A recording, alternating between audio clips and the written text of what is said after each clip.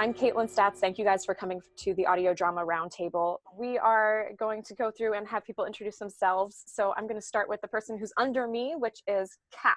Hi, I'm Kat Blackard, the network director for both the Nerdy Show Network and Consequence of Sound's Consequence Podcast Network. I am a showrunner for a number of series, but most relevant to this particular discussion, the Call of Cthulhu Mystery Program. All right, thank you, Cap. Next up, we'll do Eric. Hi, I'm Eric Saris. I'm one of the co-creators and the showrunner for Marsfall, and I'm just really excited to be here and learn more about how to make Patreon great for our fans. Yes, and next up we have Fred. Hello, so I'm Fred. I have a number of shows, The Cleansed, Dark Tome, and I'm also the host alumnus of Radio Drama Revival. So I'm not exactly sure which of the shows I'm representing today, but I am really curious just to hear how people are using Patreon effectively, and it'll probably go out to all the various projects I'm involved in. Thank you. And then Scooter. I'm Scooter, and I am the showrunner for Anansi Storytime and Legendsmith, and the head person for the Storyforge Network. And yeah, I'm just interested in knowing what's going on. Perfect. And then we have Austin. Hi, I'm Austin. I'm the co-creator of Winnebago Warrior, former head of Audio Bolivia's Productions, and now current head of Broken Bard Studios. All right. And then I think that's everybody who's here on the list that isn't our actual guests of honor this time. And again, it says Nan and Byron, but it's not. So go ahead and introduce yourself, ladies. Sure. So I'm Tracy Kaplan. I am the head of creator partnerships here at Patreon. So my role encompasses overseeing the team that not only works to bring creators on the platform, but then our creator success function, which is brand new since October, which is a group which Laura's included, and I'll let her introduce herself, but that is focused on helping creators who are currently on the platform expand and understand when we have new products that come out and other opportunities for expansion. And then our dedicated account team that works with the creators who will soon be in our premium tier once that goes live. And we can, if there's time at the end, happy to talk through kind of the different pricing plans that we just recently announced. And that team will be working one-on-one with creators from an account management standpoint in the tier. And I have to ask, Austin, are you actually currently in a Winnebago? Because that just would be awesome. No, I'm not. Sorry. That's okay. I was expecting that this was going to be a really interesting Zoom if we were coasting around in a Winnebago. Well, that would have been awesome. I apologize for not being more prepared. Yeah, next time. Right. Laura. Hi, I'm Laura Benson. I am on Patreon's Creator Success Team, which is a new team. I've been working with creators on Patreon's partnership team, kind of like formally doing a lot of the outreach and then pre-launch phase with folks for about a year and a half before that. So I've been here for a little over 2 years in one capacity or another. And super passionate about how Patreon works within the podcasting space. I think it's pretty amazing to see how connected fans get, and patrons are really rabid within podcasting, which is awesome, and I get it because I listen to a lot of podcasts. I would do anything for how stuff works. But yeah, that's mostly my background. I do a lot of these live streams with Creator Success and have been working on expansion programs for the last 6 months to really, hone down with our data team, like what certain types of creators are doing that really, really works, and then how we can run different programs to kind of capitalize on what we know to be best practices and then find new best practices as we go. So Tracy mentioned the special offers pilot is something that I've been working on a lot. It's part of the product. For existing creators, it's a little hidden, I think. But if you ever go edit your page, you'll see a new offers tab, and that walks you through what it is to run a special offer. Yeah, we'll go through that. It's in the slides. Don't give away all the goodies. But anyway, so I do a lot of that, and that's like a really cool lever that we found in the last few months that like works really well. So I should also share that my background is in video and in podcasting. I started my career in public broadcasting, then was running video partnerships at CBS for many years, then was at Twitter, and then spent the last 2 years before I joined Patreon running audio and podcast strategy at TuneIn. So I'm a pretty good hodgepodge and know the space pretty well. And ran into Caitlin at PodCon, one of my favorite places to be. So I'm just curious, how many of you have gone to PodCon? I'm an East Coaster. I haven't never made it out. Yeah, and then how about Podcast Movement or PodX?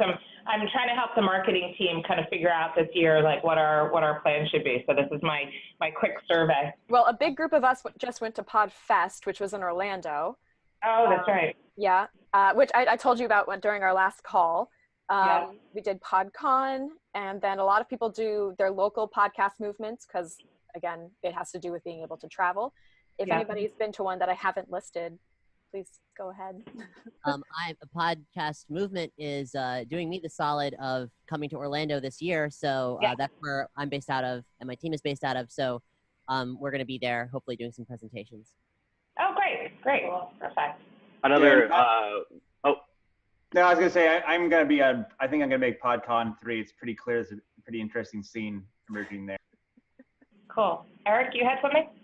yeah, and then another one that we're looking into that's been growing a lot is the Austin Film Festival, because they've been pushing a lot for fiction podcasts with their new competitions. And I believe last year was the first year they had a couple, like Sarah Werner and maybe some other people speaking down there. So that looks like some promise there too. Good new Great. space for us. Yeah, thank you. Very, very helpful. I just wish, if only all the conference folks could get together and not have things be on overlapping dates. So great. Let me get my sharing going back here. Okay, so for this, we wanted to, obviously we've just gone through a quick intro, so we're already ahead of the game. We are going to go through just kind of a membership refresher.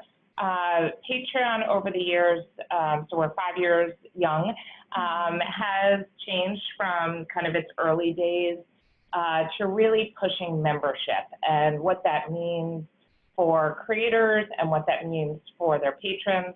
And I'll say that that's very deliberate. We want you to have monthly recurring revenue to be able to plan your business. So we're going to spend a few minutes just kind of going through that and kind of language that you could be using to reinforce that. We're going to talk about tools for growth, which special offers is one, general marketing planning, and then we'll go into kind of what we're calling the spring cleaning for your Patreon and go through the page reviews.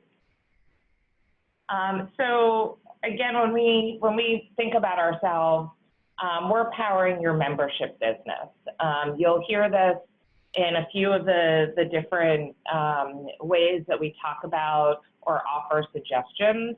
I think a key difference for us between other platforms is we are purposefully not trying to get between you and your patrons. We get a lot of questions of, hey, Patreon, why aren't you helping me with discovery? We are adamant that we are not a discovery platform. That would put us, and actually our head of product put out a really great blog about a month ago, which I'll send as a follow-up to this call, of really calling out why we've made those choices. It goes down a path of then algorithmic, needing to kind of, control who sees what, and that's not where we want to be. We want to be kind of your foundation and back end, and have you fully own that relationship. So when you post something, you know that it's getting to 100% of your fans and your patrons, and we're not in there tinkering and changing kind of who sees what. That makes us very different, and a key reason why we're not a social platform, we're a membership platform. Yep. So this is the creator success team. So Laura, who always gets the prime spot up top, Anna, who is on the right and with the brunette, and then Cassidy, the blonde on the left, I always joke they're kind of the light and dark of the team. I think there's a good audio drama right there within the Creator Success team. But they are here to support you. So as I joke that Laura is the face of Patreon, she runs the majority of our creator workshops. And then Anna and Cassidy are also available, as well as Laura, for, if after this you decide, hey, I really want like a individual one-on-one deep dive, we offer that. That's separate from what I mentioned before with the dedicated account team. Even though we have this premium tier, we want to make sure that if you're really like you're relaunching your page or you have something new coming up, we just offer a selection of one-on-one consultation slots throughout the year that you can always take advantage of. And that's new since October. So if any of you were like, oh, I didn't know about that, that is brand new. So our team's mission is to help creators identify opportunities to grow your income. We really, as Caitlin said in the beginning, we take our role in your financial lives very seriously. And we want to figure out, and also would love feedback from you, how to cut through the noise and make sure that as new tools are coming up, or we're continuously building out the platform and adding more features, that we're making sure that that information gets into your hands. Do you want to take the membership refresher? Sure. Yeah. Quick membership refresher. So this is just, I know there's a lot of text here. I apologize. I tend to have text-heavy slides, but I just think these points are valuable to keep in mind as you're either just starting out, or maybe you've been on Patreon for 2.5 years and you've kind of hit this success plateau or not success plateau in your own mind, wherever you may be, and you feel a little stuck. I think these are just good things to consider. So think about, how does or will Patreon fit into your overall creative business goals? Is this going to be the way you get funding and you want to stay completely independent and just work with your fans for funding? Or do you get sponsorships? Is ad revenue important to you? Is this, adjunct to the other projects? And that helps you kind of determine this fourth item of how much time you're spending on Patreon. I always recommend setting a content calendar and then choosing a day or 2 days, depending, where that's like your Patreon time and you have 2 hours on the calendar and you treat it like a meeting. And you show up for it, and then that just eliminates the kind of potential chaos that can arise from having this other responsibility. And then, set clear goals for yourself as far as community size or earnings. Maybe the goals that you have are specific milestones you want to reach, of, revenue, whatever. Like, having a clear goal really helps you stay motivated, and connecting that to a why is also really helpful. I think if you're like, I want to hit $2,000 a month for this podcast, just because it's a lot less compelling at the times when things get tough than if I want to hit $2,000 because then I don't have to work at this restaurant anymore and smell like burgers, and I'll have the freedom to like start this other project I'm super passionate about, So that for me has always been more motivating, is connecting to that why. It also helps you connect to your community and you can talk about that why. And then, you want to determine how much of your content you're going to gate for patrons only. If you want to have completely free content and just have your patron community be a space where your community gets, Q&As or extra access, or if you want to have, some of your content gated, maybe like a free episode once a week, and then an extra episode once a week for the paywall, or if you want to launch a new project that's totally gated behind Patreon, those are all really valid business models. But, decide what you want and then figure out where your fans are gonna want to support you. Are they really into supporting you because they love you and your podcast, or do they want benefits?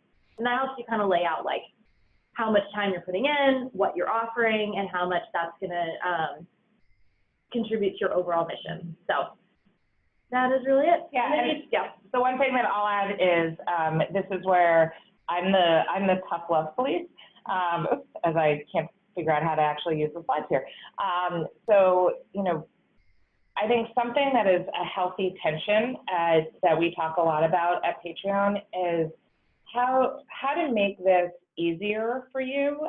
So, you'll see later kind of talking through, just ways that we can make it easier, but it will never, like, people are like, I just want Patreon to be so easy. And my response to that is, you're building something here. You are building a membership. People are supporting that membership. That is not going to be easy. Like, if, there is a value transaction that's happening. So, that's why it's really important to be thinking about how much time you have, what is your motivation, how are your fans motivated, really thinking about this on a regular basis, and checking in with yourself, checking in with your audience, because it will never be turnkey, not if you want to actually derive some real value from it. Mm-hmm. And if things aren't working for you, you can always change them. Yes. I think that's a really important key point that is on the slide that I didn't say out loud. Mm-hmm. is a great segue, is like, Jack, who's the CEO of the company, is in 2 bands that are both on Patreon, and with Pamplemousse, every 6 months, they do a huge overhaul Mm-hmm. of their benefits based on what their fans see value in and what they are finding is easy or hard to fulfill. And they pull them and they bring them into that process.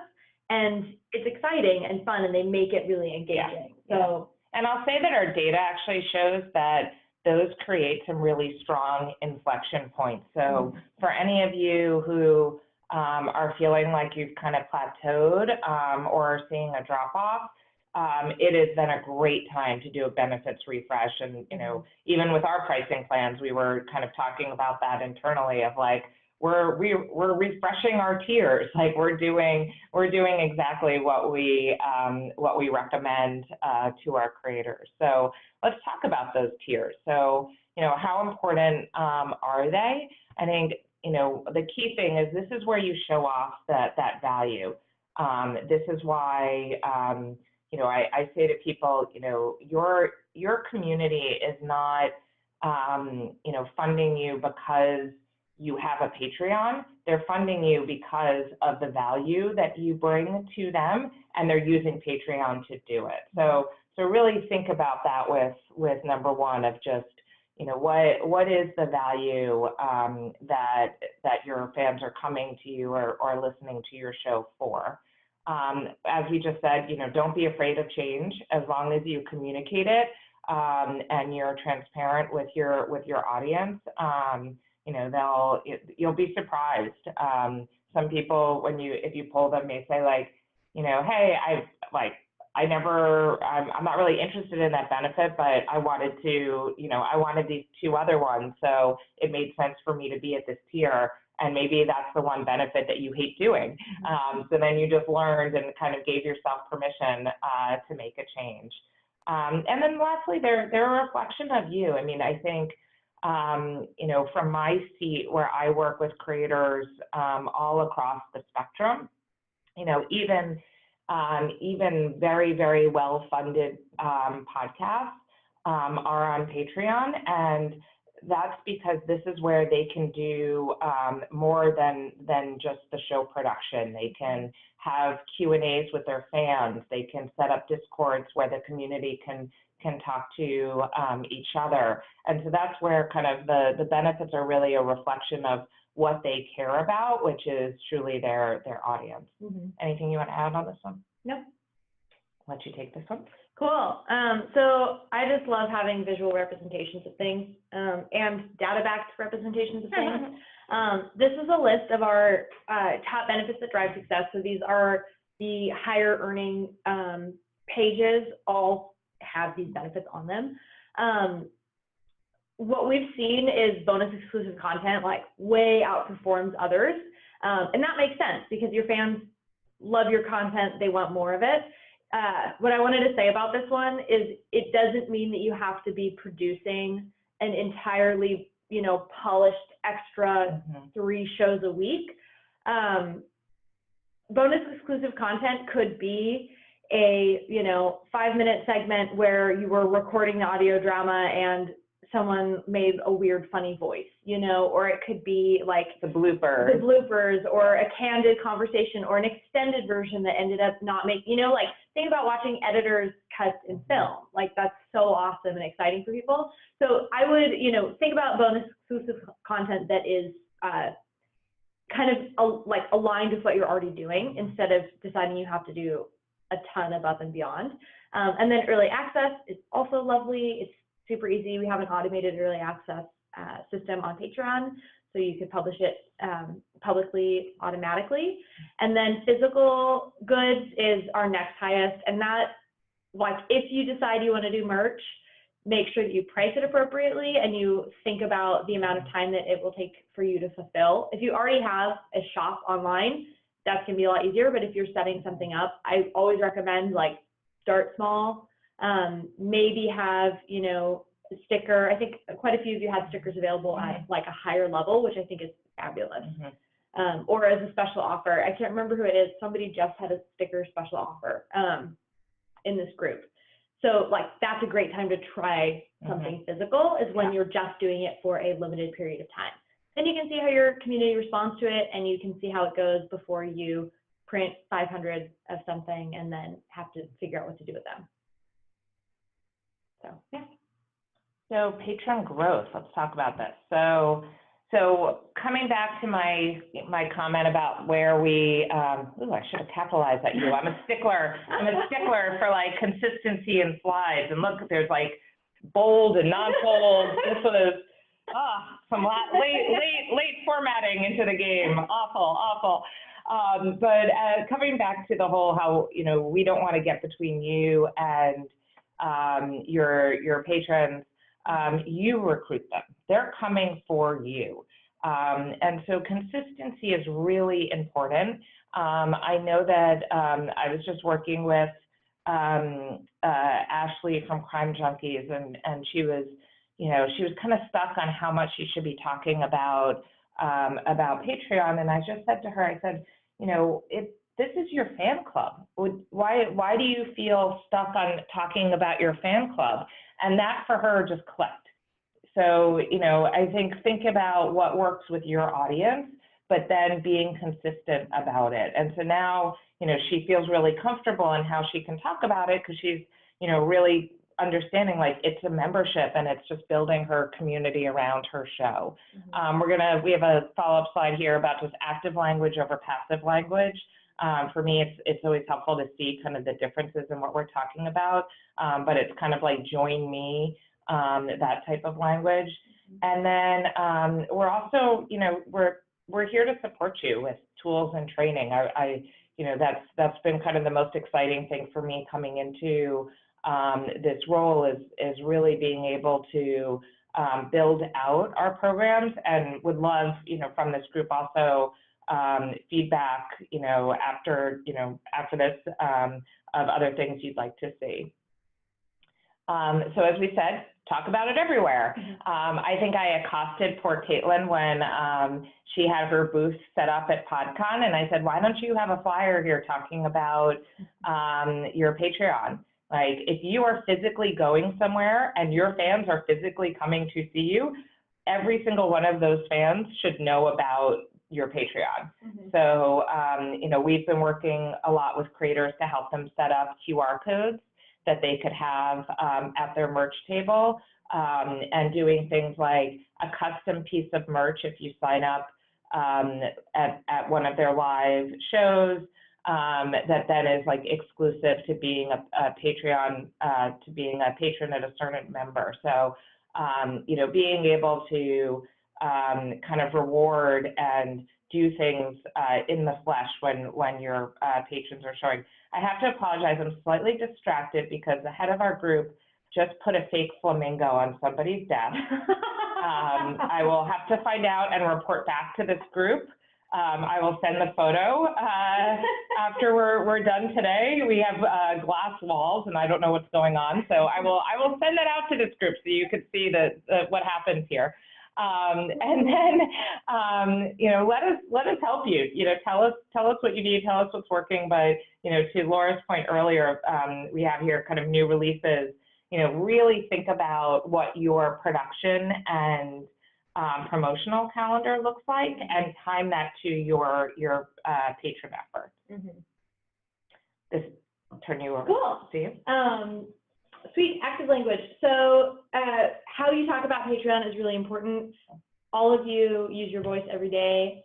Well, if you're actually acting, I guess maybe not if you're showrunners, but you understand, I think, how important it is to actually have that connection through human voice.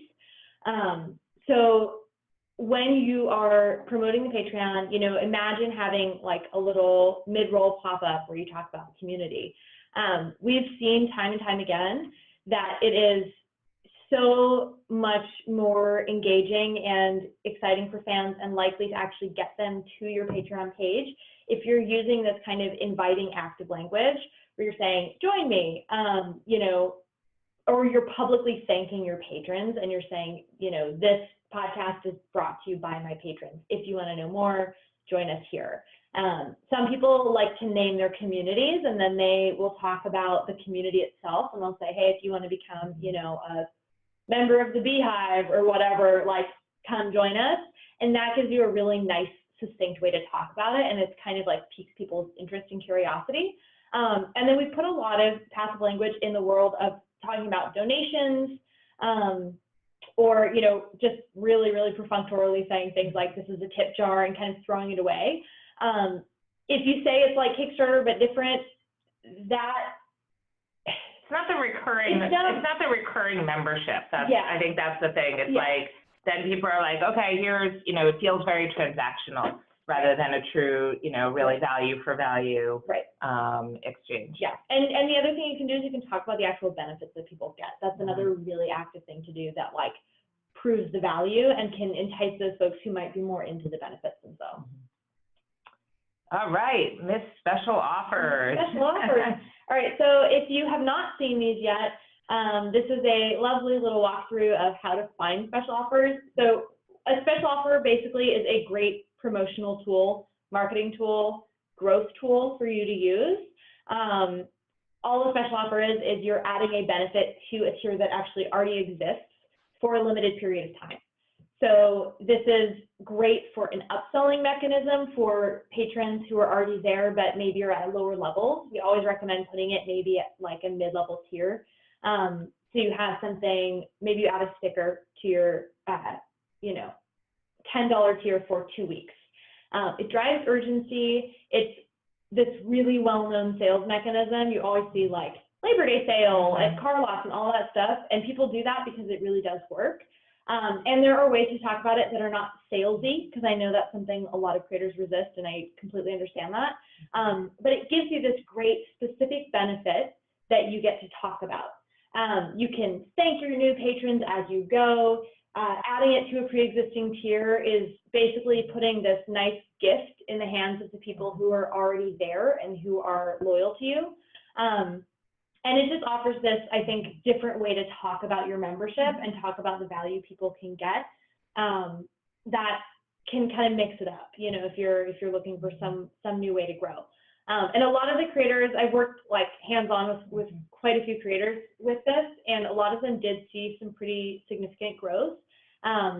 They were the ones that were really bought into what they were doing, and they really talked about it a lot. So it's one of those things that, Rebecca. So Rebecca Lobe is a musician who I worked with, and she decided to try out a new type of merch. She did this little enamel pin for her community.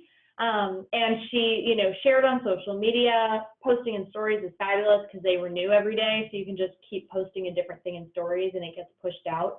And she made it so easy for people to know what was available, when it was ending, what's going on in the community, and how to get there. And she was able to bump up her monthly earnings by 23%, which for her is pretty big. So yeah, I think it's a really valuable tool, and you can find it in there in that offers tab, nested under edit your page. We have like more videos, you'll see my face again, and a handbook that has worksheets that walk you through it. And then we also have some links to our blog to 3 different creator case studies, one of which is a podcaster. And what's also great here too is like, it doesn't have to be physical Yeah. goods. You could do a a custom, audio clip, or Voting on something. voting on something. It gives you the flexibility to do something a little bit special throughout the year, that then, it doesn't have to then lock you into something that can be more labor intensive, and also just gives you an extra tool for like a dedicated time and moment that you can be talking and more about Patreon and something that you're offering. Mhm. So now we're just going to go through integrations, and then we'll pause for questions and then jump into the page reviews. So we have a lot of integrations, and all of this, we have a BD team who is solely focused on this and looking for ways to make life easier, as I said, not easy, easier for our creators. And so specific to podcasts, we have this new integration that we launched with Breaker to be able to do secure content from their app direct to Patreon. Then we have Sonnets, which Laura just taught me about, so I'll let her talk about that one. So cool. Yeah, this is just something that I found out about through a creator who uses it, who transcribe. It's a really quick tool to transcribe audio. So he uses it as a way to actually transcribe his podcast episodes so that his hearing impaired patrons can listen or can read, which I thought was really inclusive and awesome. And it also could be a cool tool to use if you wanted to offer, if you're doing an audio drama, it might be cool for people to actually be able to read through what happened afterwards, so you could have that be a benefit. It's just a kind of unique thing that we have. And then there is also a MailChimp integration through Zapier, which sounds intimidating, but Zapier is just an app that I think of as a bridge from one website that wouldn't usually talk to another website, and it connects all these different apps together. They have over 100 or over 1,000 different apps that they use. But you could create a newsletter and distribute your content that way, or reach people in a more direct and kind of like colorful, brand controlled way that you want to through a newsletter. Yeah, and by using the integration, then you can plug it into the different tier levels to be able to segment that out. Yeah. Okay, so we will pause here and see if we have any questions before we go into the different pages. I have one about that thing you just mentioned, the MailChimp integration and creating a patrons-only newsletter. I've often looked at Patreon as being a kind of newsletter form of communication to my supporters. I'm curious what you see as the benefit for actually creating a separate thing within the confines of a traditional newsletter. It's a great question. I'll start and then you go ahead. For some people, they're creating two, so they have kind of their a more general one and then a custom one that's just for their patrons, and so it just allows them to kind of manage those two lists where in some cases, like I belong to Hot Pod, the newsletter that Nick Klaw puts out, and he's actually on our other product that we own, which is called Memberful, and he does a free newsletter that goes to everyone, and then there is a paid extra version that goes once a week. And so for some people, they're using MailChimp to like manage those two lists, and especially if there's content that's going to be in the patron only one first, then being able to easily port it over to another one.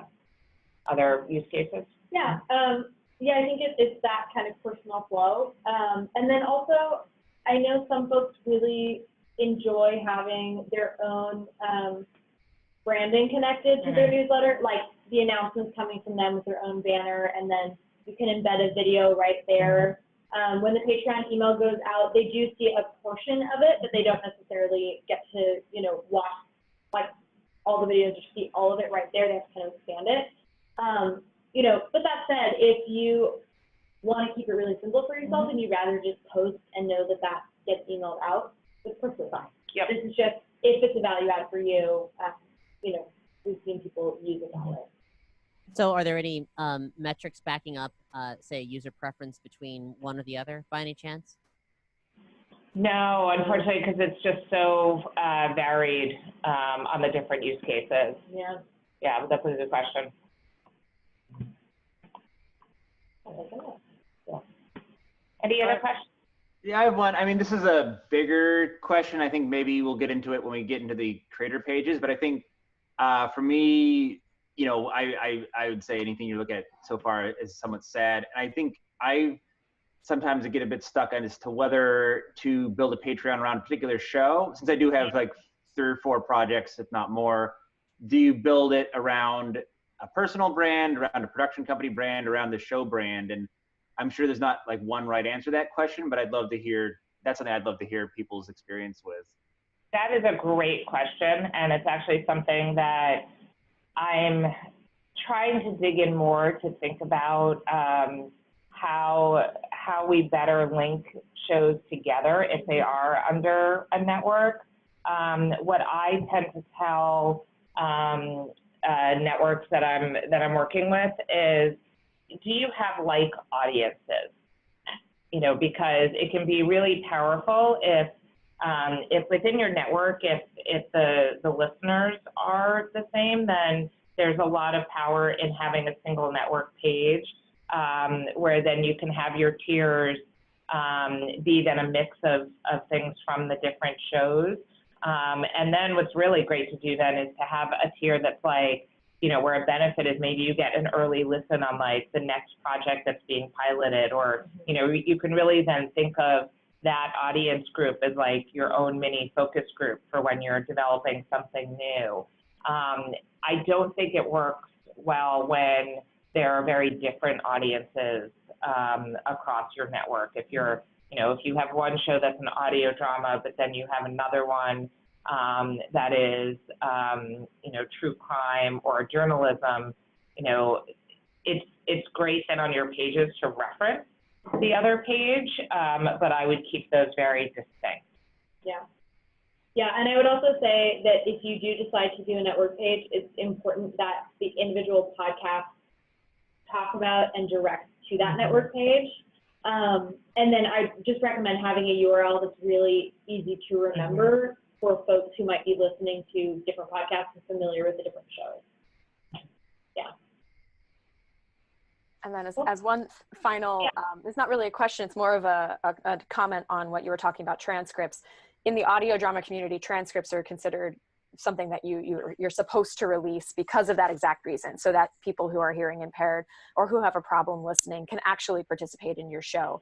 And again, because we all usually have scripts written out, it's very easy for us to go ahead and make a transcript and release it publicly.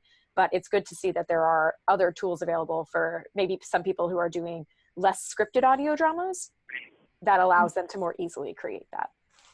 Yeah, absolutely. Absolutely. And that's also when we talk about benefits, like, you know, even just like what someone was saying the other day, like, you know, just doing something sometimes that would surprise and delight, you know, your fans, like, you know, take a picture of, you know, the first page of the script before you go in to start recording, and put that out as just a, you know, hey patrons, we're going into the studio, like, you know, those sorts of things, you know, that type of engagement communities just really enjoy, and kind of lets them know that you're thinking of them. Okay, so who is Liberty Podcast? Right, that's us. So number one improvement, make sure when you have a merch booth that you have a sign about talking about your Patreon. I want everyone on this call, if you see Caitlin at a merch booth and there's no sign about her Patreon, to send me a text immediately. I'll show up. All right, Laura. Yeah, we divided and conquered. So Laura took the first group, and then I took the. Yeah, so I took a look at the page. I thought that overall it looked really beautiful. I love that you have the kind of images for each of your tier titles. it's all very like branded for your brand. I think you're using tags really well. And my only thought was that the about section might be a little long. You know your audience, so if they're readers, then it's probably totally fine. It's organized really well, and I like that you have like things folded and you have the title section. I wasn't sure if you need the first chunk of what is an audio drama podcast, or you might want to put that down at the bottom, because when people get to Patreon, they're 90% are going to be your fans already. So the thought is like, show them what this new place is all about first, and then assume they know who you are. And then maybe you're like, just in case you missed it, here's an audio drama podcast. That was just a suggestion. It kind of helps with some of the scrolling, and then they find out about the value right away. And then I was curious with, like, I think your levels also look really good. You have, I think, 4 different tiers. The bullet points are fabulous. You've done the, you get everything above, plus, which is great. And then I was curious how it's all going, basically. Do your benefits feel sustainable for you? Are you able to fulfill? And then my other question was if there's any tiers that are like really high performing, and then some that you're not able to really get people over to, and that might be kind of what needs tweaking. Yeah, and then the last thing before you answer her questions is the per thing. So again, with kind of more the move and us really, solidly trying to push membership, the majority of our creators on the platform are monthly now and not per thing. Again, that's to not only be able to like have you be able to forecast your own revenue better, but like go on vacation, because that, rather than having to produce 4 things a month, if you're used to, getting $20, if people are paying $5 per thing, you can, have some more flexibility in your own schedule and have people on monthly memberships. Also, a lot of our feature set, like special offers, are built against the monthly. So obviously we still support per thing. We are still going to support per thing, but definitely from a product development, since the majority of the creators now are monthly, that's where the focus is on the development side. So, and we've had a lot of experience working with creators, Caitlin, to move them from per thing to monthly. So completely your choice. If it's working for you, great. But if you want to have a follow-on conversation of just hearing kind of how, and a couple of examples of who we've helped make that shift, we're here for you. Okay, so it's weird because the way that you said the questions is in the opposite order of the way that you wrote them. So it's okay. I'll do them in the opposite order that they're written. So I'll start at the bottom. Do our benefits feel sustainable? To us, we do feel like they are. We put out our bloopers and our special bonus content.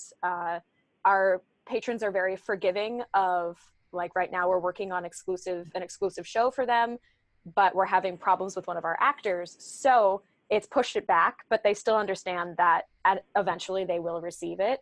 Otherwise, everything feels very sustainable. We only get people at like our executive producer level once in like a blue moon, but when we do, it's like this celebratory event, and we get to make them their special recordings, and we get to send them the packages and all of that.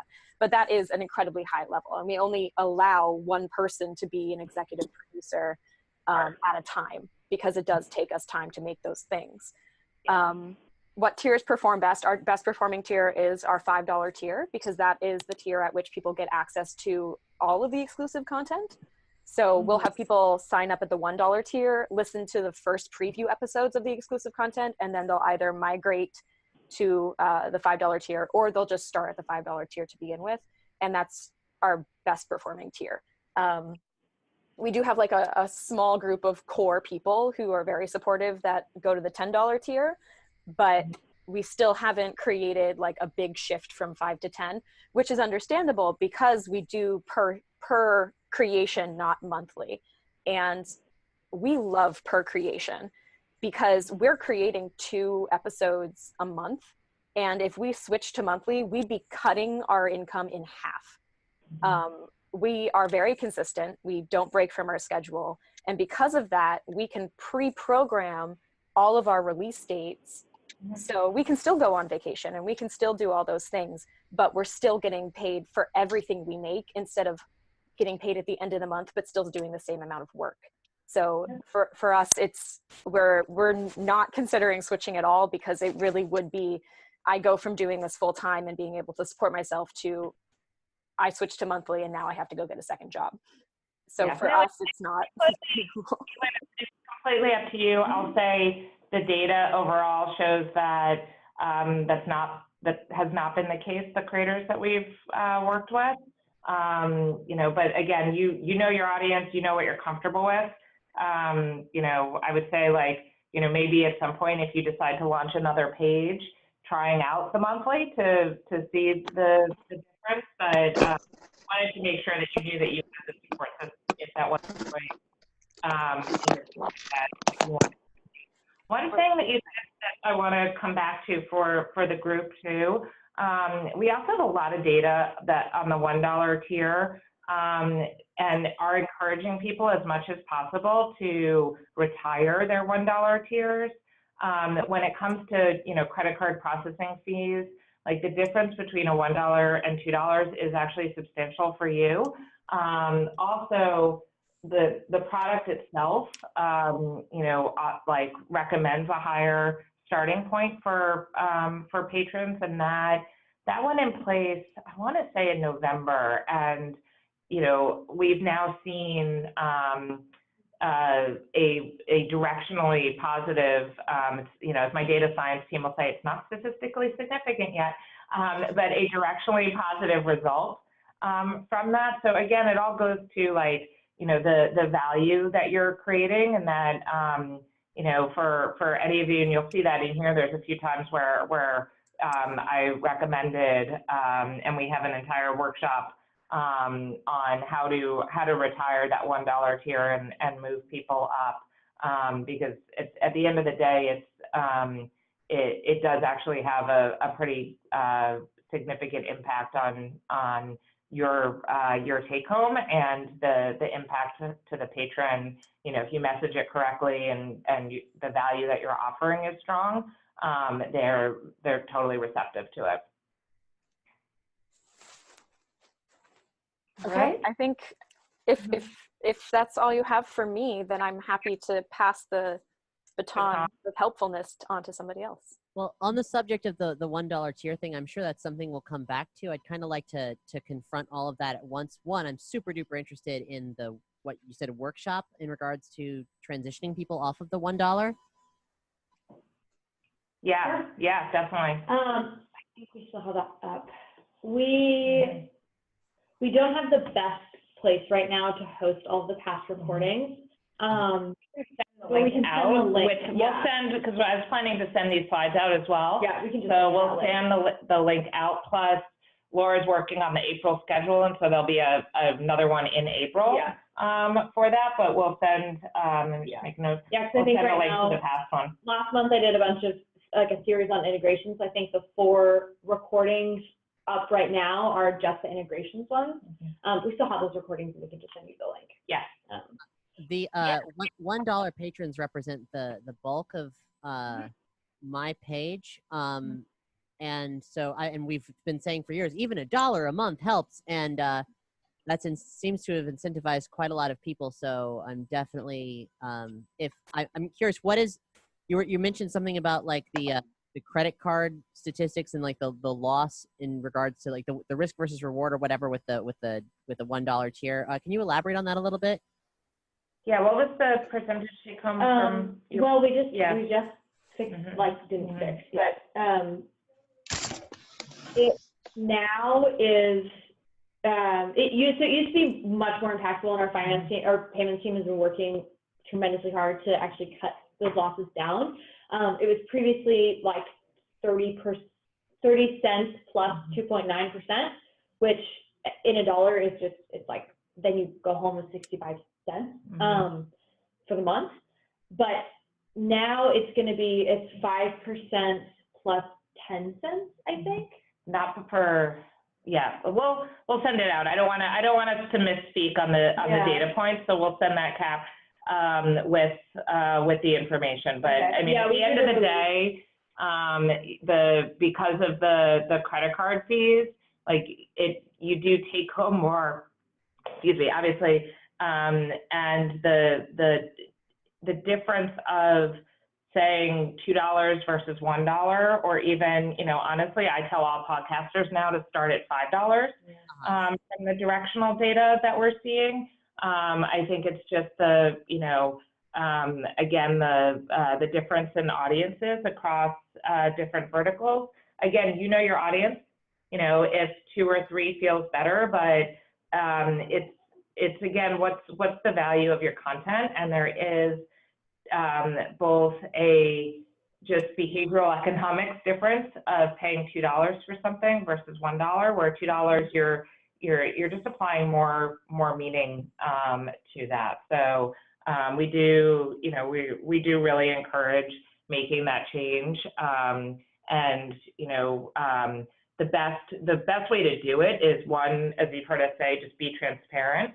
So sending a note out to your patrons and tie it to something like a new release, or something else in your calendar where you can let people know what the what's happening. I just realized that we are very long on time. Are people okay to hang out for a few more minutes? We can fly through. Are you talking to us? I think we're all good. We're here for learning, and we're here for as long as it takes. Okay, cool, perfect. We'll kind of go through a little quicker. The one thing I do want to say, because it's actually for SCP Pod, is next, and you also have $1 tier. So I think, Caitlin, with your page, it's $1, but then it's per thing. So it's actually $2 monthly. So by the time, so like maybe it's a little less of a thing for you. With the $1 entry, if you're actively using it as a mechanism to get people in the door and then upselling them, that is completely valid. And I think that is a tool that I've seen. Like we have a video creator, Peter Holland, who's really, really adamant about that, because his audience is younger, and he knows that his younger YouTube audience probably wouldn't be compelled to join for anything above $1. That's what he really, truly believes. So for him, he gets them in, and then he posts on Patreon consistently in ways that incentivize them to bump up to that $5 tier. So if you're using it in that way, and it's like the strategic choice, I totally think that is a great idea, and it's really, really valid. We just want to point it out because it's, we've seen in conversion studies that we've done that starting at higher levels does not actually negatively impact your conversion. It actually positively impacts your conversion. Like folks that start at, I think the lowest tier of $5 actually has the highest conversion rates. And part of that we think is that it's that people perceive a higher value when they're given a higher value. So it's just something to think about, and it is something that can be scary, especially if you've built this culture around as easy as $1 a month. But I really do think it's as easy as $2 a month. Sounds very similar. You're not going to lose a lot of people, and ultimately they'll understand that you're just valuing your efforts higher. And Cap, we can send out the sign up, like if you want to do a one-on-one consultation to talk through it more. Yeah, we can arrange that. Yeah. Cool.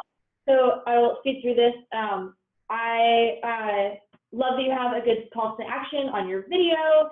It's creepy and fun, and then the benefits, I think, are great. You have, a good number of benefits and increased value at each level. It seems with the bonus episodes, and then you have like these classified messages and the ability to vote. It seems like there's kind of increased reward at each level. So a couple of improvement thoughts I have. You may want to consider making a unique video for Patreon. Like I mentioned before, a lot of people that land on your page will probably actually have already watched this trailer. They'll know who you are as a creator. So giving them a little context about what this is about is helpful. And then your about section, what is this? Add information about Patreon. Oh yeah, same thing, right? Like you have this great kind of description of what your podcast is and what this, the archives is all about. But I think that, adding in a little bit more, like we saw on the previous page of Fool and Scholar that has, information about like what membership is and what the value is that those fans are getting, that can only help to increase awareness and get people bought in. There's something happening with your formatting. I don't know what it is. If you're having an issue, I figure we could just talk directly about that, but I wanted to flag it. And then what else here talked about? So the second to last bullet, you have this like big chunk of intro text on each of your tiers, and it leads to kind of having to scroll quite a bit to get through all of the tiers. I would suggest cutting down those descriptions, if you could, to like 3 lines a piece. I really want you to keep your voice in there and, feel good about like communicating the way that you want to and the style you want to, but I just recommend cutting down a little bit because people in the internet age are lazy when it comes to reading. And then if you, I say consider using tags, because when you're posting bonus content, our best archiving tool that we have right now is tagging. So if you label things like bonus episodes, or I've seen people say, $5 benefits, $10 benefits, and then when patrons get there, they can just click that tag on the left and it directs them to all the posts related to that tag. So it's just a tool that makes it easier for your patrons to find things and easier for you to kind of organize. Cool. Who's from this podcast? Okay, so SCP is Pacific, but I've sent messages to him and I cannot get in contact with him. He might. No. He will love this. He will look over it later. I think he's in class, and I didn't think he knew he was going to have to be in class. So that's fine. I work with him all the time. I will send him all of this info. So Great. That's fine. Cool. Education is important. Cool. Hold on. Okay, so then Quirky Voices. Is Quirky Voices here?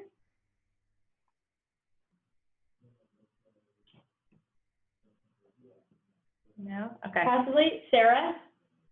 Sarah's not here, is she? Okay. Let's, in the interest of time, why don't we go through the ones that are here, and then we'll come back. Quirky Voices is Sarah Golding. She had to do something with her son, so she could not make it as well. I apologize. That's okay. We have notes for her to check out when she gets back. That sounds great. I will tell her. All right. Marcel's here. That's Eric. Yeah. Yeah, it's me. Cool. Eric. I think I did this one too. Yep. Yeah. So Eric, I just love your intro video. I put a lot of exclamation points in here. I did this late yesterday, so I was very enthusiastic. I think it's great. It's exactly what a Patreon video needs to be. It's like informal. They get to connect directly with you, talking to the camera. It's 48 seconds, and in that 48 seconds, I understood what Patreon is, what the benefits are, and why you're doing it. It was just like, boom. I loved it. The only thought was, if this is something you ever share publicly, I don't know if it is, but if it's like on YouTube, I didn't know if you actually linked to Patreon through any kind of an end card. That just might make it easier, or, link in the comments.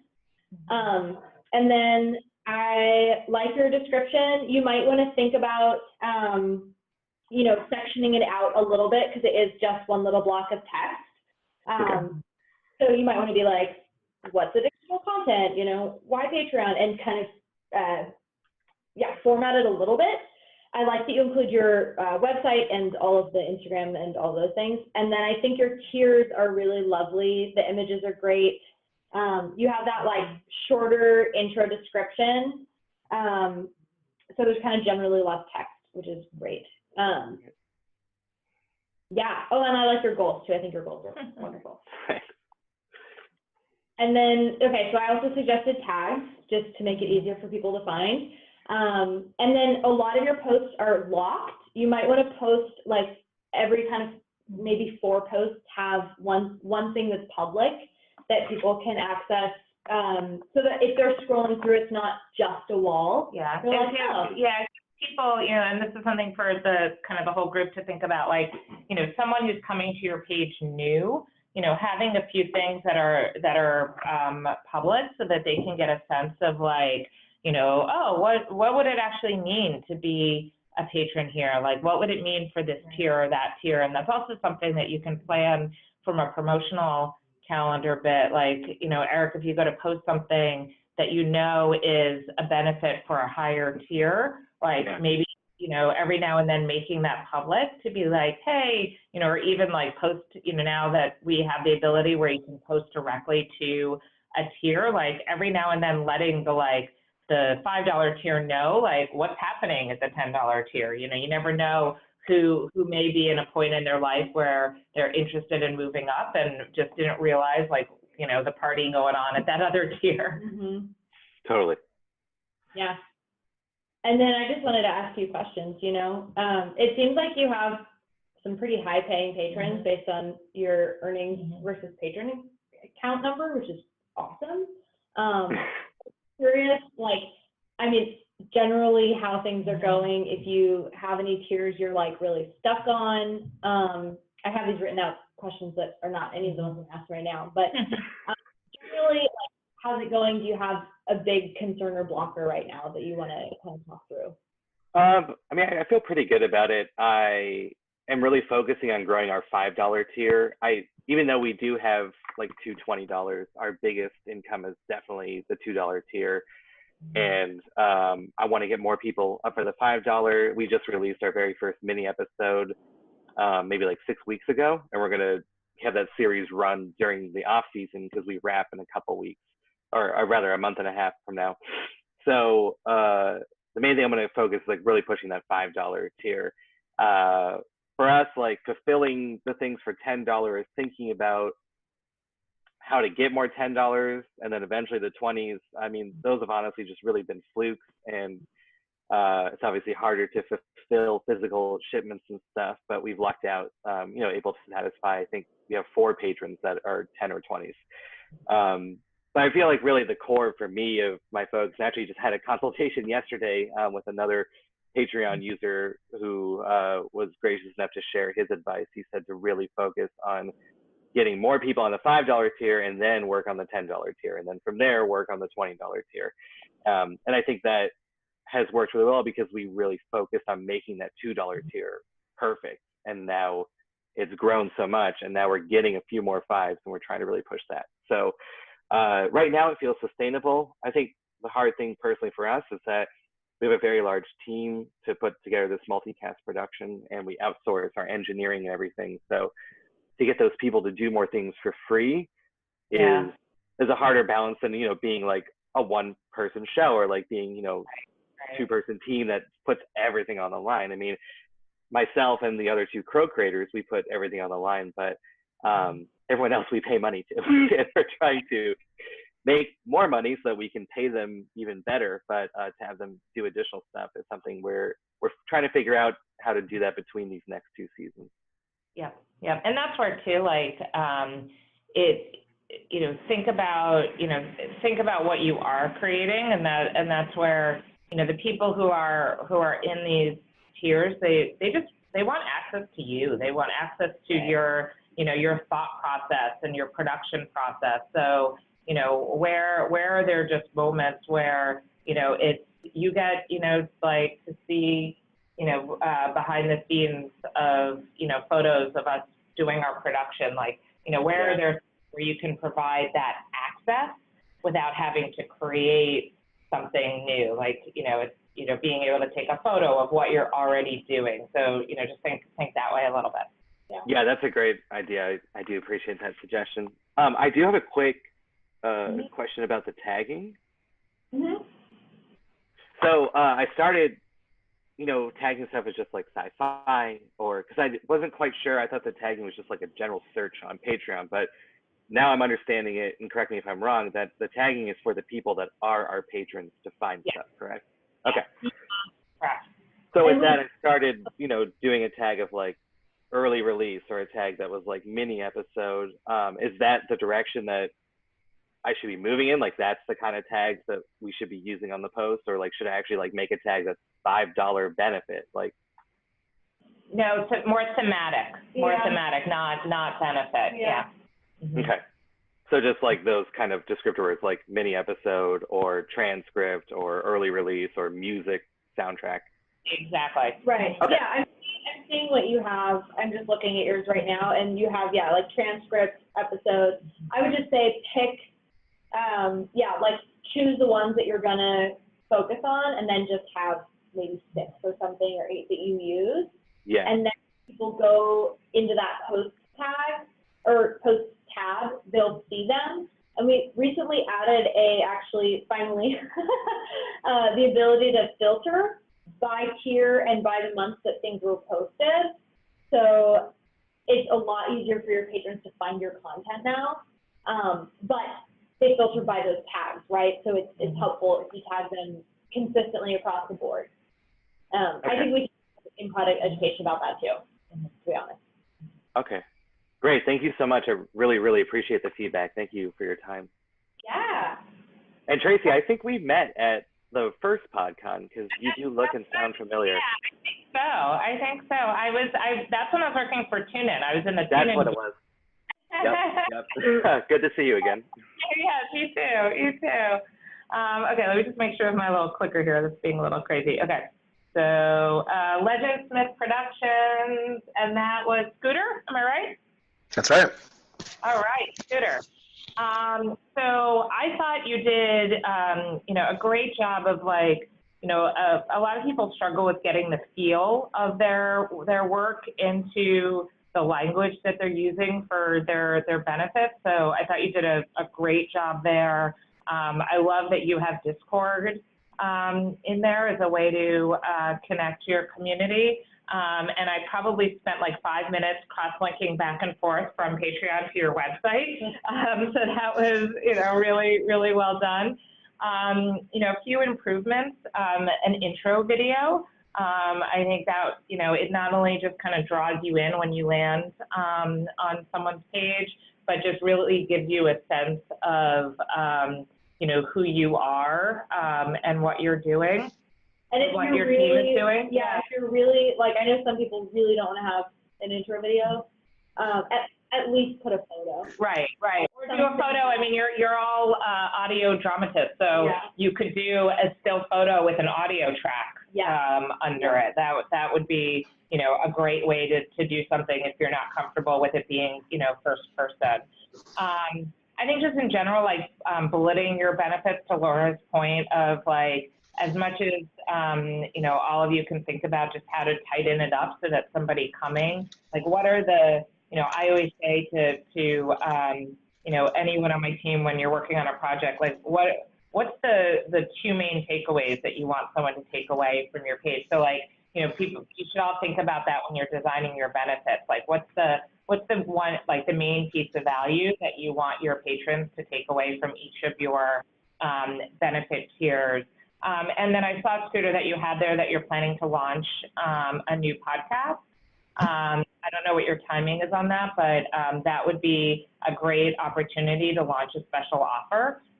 Is there something that you can do around the new podcast where maybe, for like the first 2 weeks of April, everyone who joins your $5 tier gets an early listen to that podcast, or gets a special thank you in the podcast credits. So those are just some ideas of how you can take, something that that's coming and use it as a way to bring some attention to your Patreon. And then just how you can more think about the membership and community and tying that into the benefits. I felt like your intro was so strong about like the community of your podcast network and production. And so how can you then think about tying that into benefits? So like, are there more ways that you can actually like, do like a poll that at a certain level, the fans get to like pick what happens to a character? I will say with the caveat that totally depends on your comfort level of getting fans involved in your editorial process. But if you are open to that, you know, that's something, you know, that's like fun and special that you could do. Like maybe, you know, fans get to vote on, you know, you're thinking about two different paths that a character could take, and fans get to vote on which path they get to go. So those are just a couple of examples of what I mean of like thinking about your community and your fan base and how you can kind of include them in the work via a Patreon benefit. And then Scooter, just wanted to get a sense of like what your current kind of audience size is and where you felt, you know, stuck or have seen, you know, great success. Oh, well, we're sitting at about probably, I don't know, 1,000 or so people to listen. So Great. one of the problems that we run into for Patreon engagement is that occasionally we will ask things of different tiers and very rarely get any kind of response. Are you asking only on Patreon or are you asking in your podcast? Mostly in Patreon. Ask on your podcast. Because it's not only, so, you know, just human behavior. This is why I love my job sometimes, because I get to really think about human behavior. We all love validation. So if you ask on your podcast, and Eric knows what I'm talking about, he's laughing there. If you ask on your podcast, hey, I'm doing this special thing for my patrons at this tier, and I'm one of your patrons, I now feel really cool and seen. Like you are like, even if you're not saying my name, the fact that you are addressing the fact that I exist as one of your patrons on your podcast, you know, excites me, helps me feel seen, values the fact that I'm part of your community, and then also allows, you know, other people to be like, oh wait, like I want to be a part of this. What is this? So, you know, some of our creators will do things like when they're doing a live event, they'll do a special seating area for their patrons. You know, it doesn't cost them anything. It just allows them to have a moment to like really recognize the fact that there's this group that's supporting them in this way. So, you know, really thinking about like, I think a lot of people fall into the trap of like, Patreon is this thing over here. And I think what you're hearing from us is like, just think about how it folds in, and it can actually be like a foundation to the work that you're doing. So yeah, try it out on your next thing. Say, you know, hey to my, you know, my patrons out there, I'm going to be polling you next week. Look out for it. If you're not a patron and you're interested in having a say in, you know, this character development, you know, check it out, join. Okay, yeah. Is that what you're using the Discord space for? Is those kind of conversations? Yeah, kind of. I mean, honestly, not many people have joined at the level for the Discord space. Yeah. And not many people have integrated the two. I think we've got 3 or 4 people over there. And even them, we get responses maybe once a month. Okay. Who was it? Oh, shoot. I'm forgetting who it was. We had a great podcaster who said that when they started, they had 1 patron. And like, and they would just Tom. like, Tom. The patron's name was Tom. The Tom. patron's name was Tom. And it just became this like running joke on their podcast. I think it was You know, that like at the beginning, they would just always be like, and thank you, Tom, you know, and it just became kind of this like through line that they could talk about. So, you know, and ultimately now they have a much larger, you know, patron community, but, you know, don't, like, I know the work that you're doing is, you know, it's a little different when, you know, the meat of your shows is scripted and drama, but, you know, like having those moments, you know, taking advantage of those moments when, you know, when you're going into an episode where you can, you know, talk directly to your audience and just let them know about what you're doing. Okay. Great. All right, let's see who's up next. Come on. Okay, Studio Knox. Put my list here. the Studio Knox here. I don't think so, right? Caitlin, not here? I do not know who Studio Knox is. I can check the link information really It quick. looked, yeah, it seemed like brand new. There was a first post for March. Oh, yeah. But we can, we can come back to this one. Yeah. Come on. Is that everything? No, there was one more. Nerdy show. Nerdy show. That is Cap. That's Did we me. lose? All right. Okay, so positives.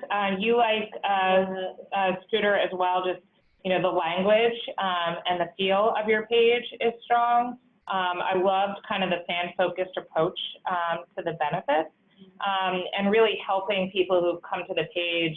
I felt like with your intro, you did a good job of helping people understand the reach of the network and the content that rolls under it. You too need an intro video. I think that would really help.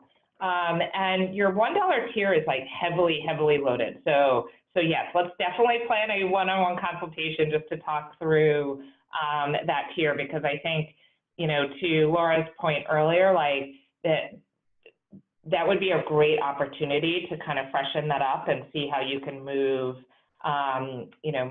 some of that up to a higher tier, and just being transparent about it with your audience.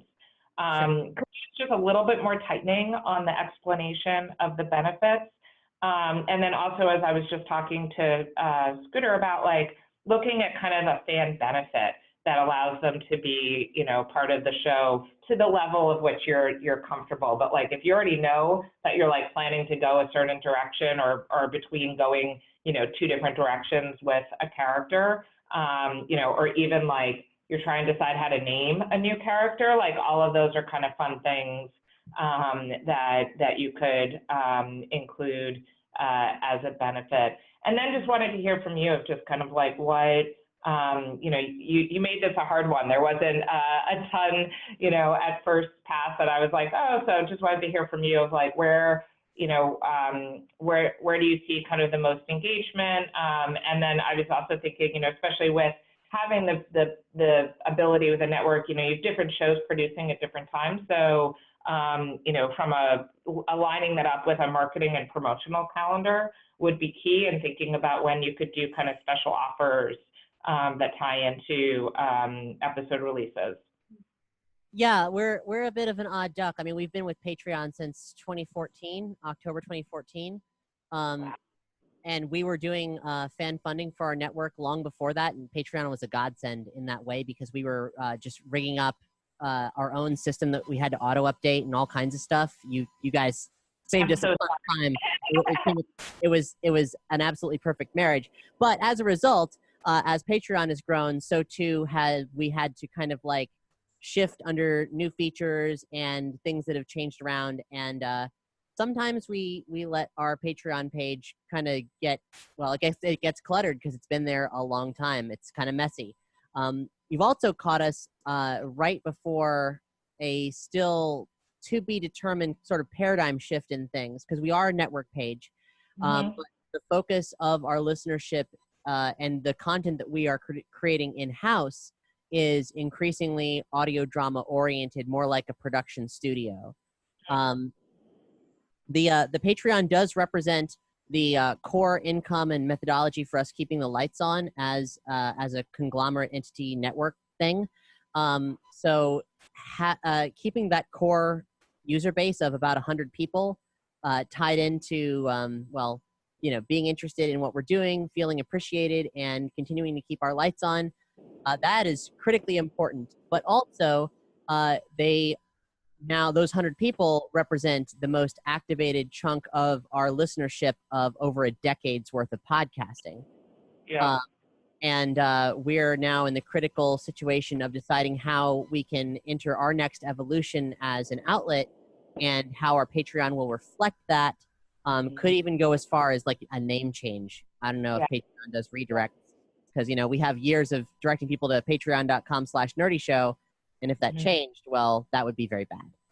So we are unfortunately getting kicked out of this room, and I have a 10:30 call that I have to go to. But Cap, let's definitely set up a one-on-one, because my brain is buzzing with also lots of ideas.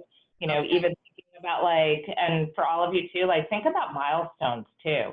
Like, so this October will be, you know, a big milestone if you're thinking of like an anniversary date, you know, and that gives you just another thing to talk about and another time to kind of refresh and do some new things. So let's definitely follow up on that there.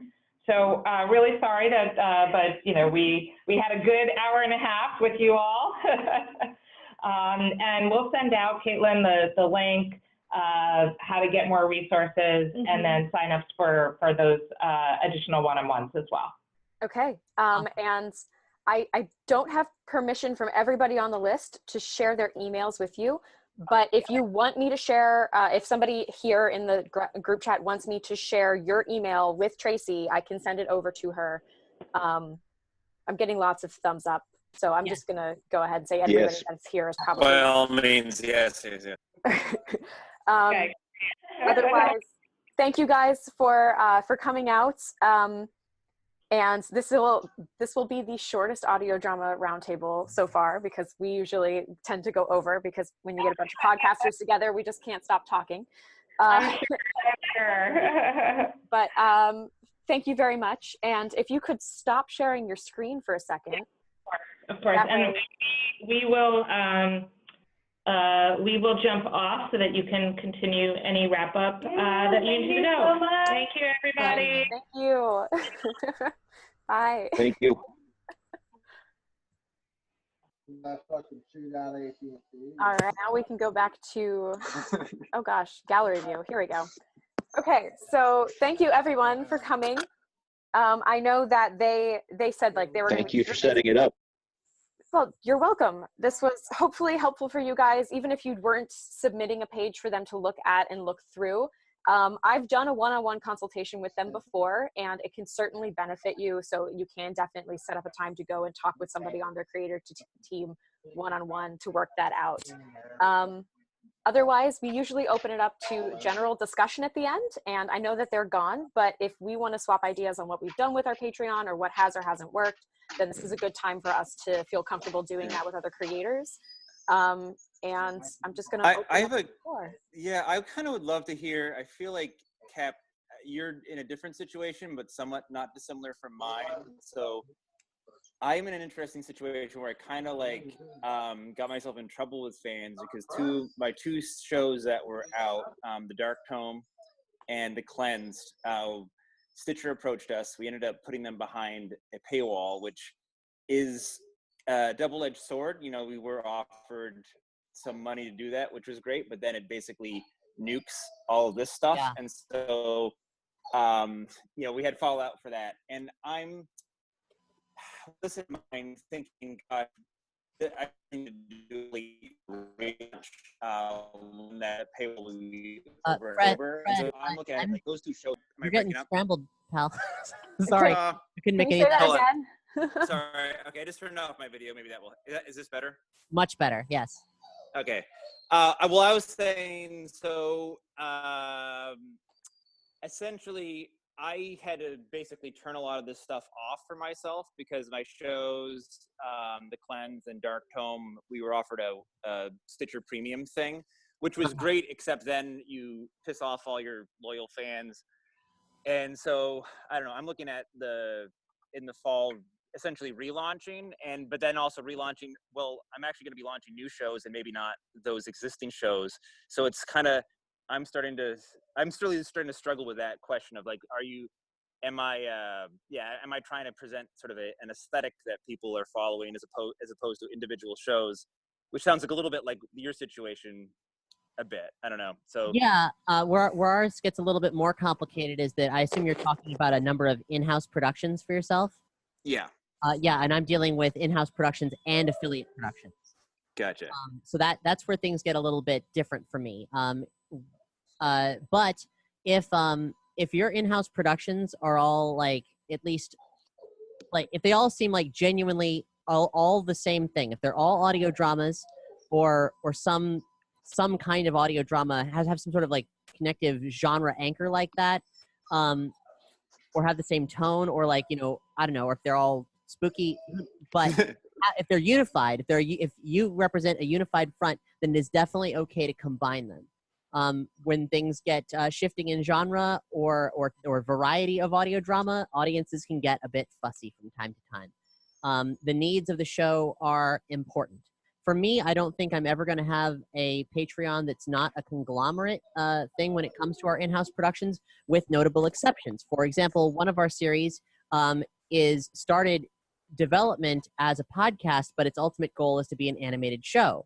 So that has its own independent production expenses and has its own independent and reasonably successful for what it is Patreon.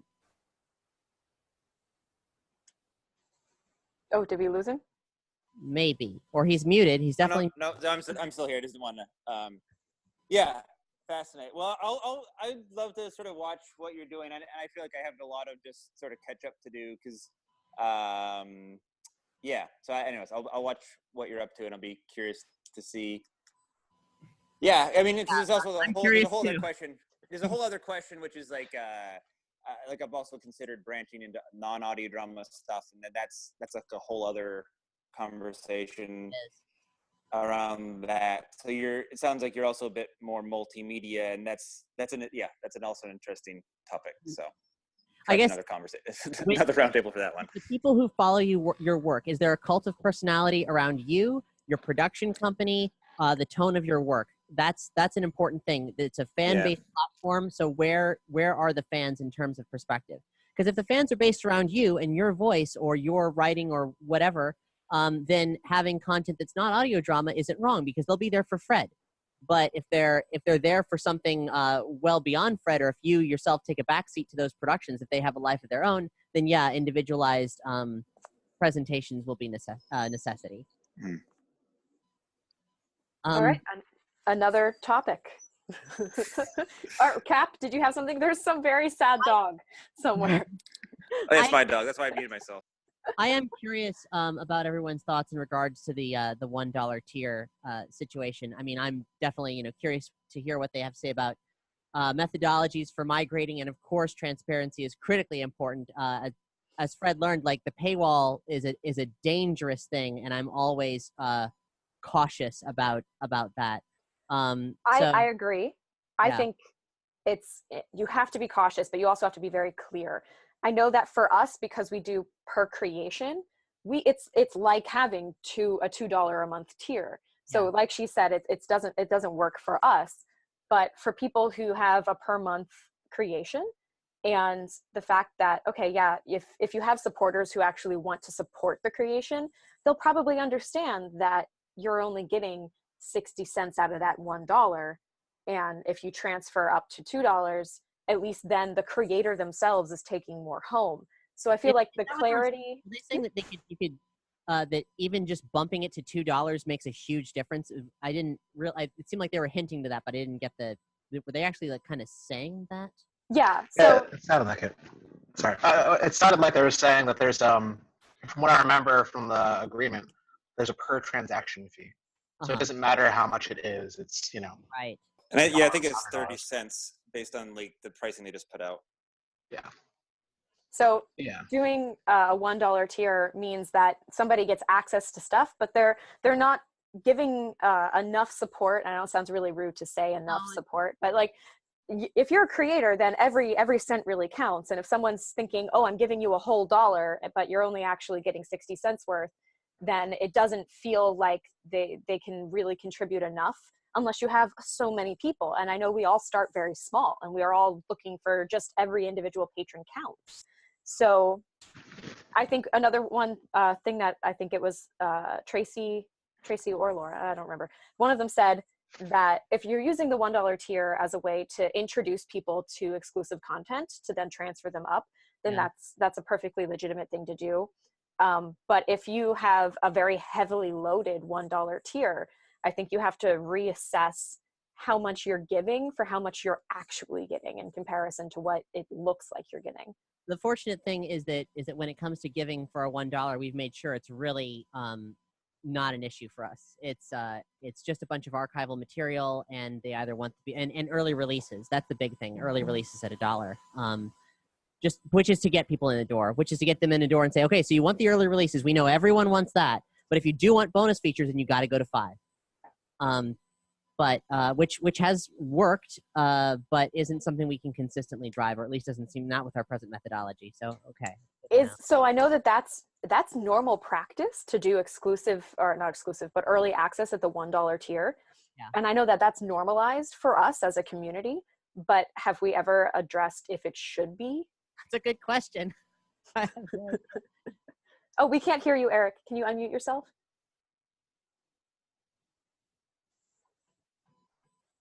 Oh no, it says you're not muted anymore.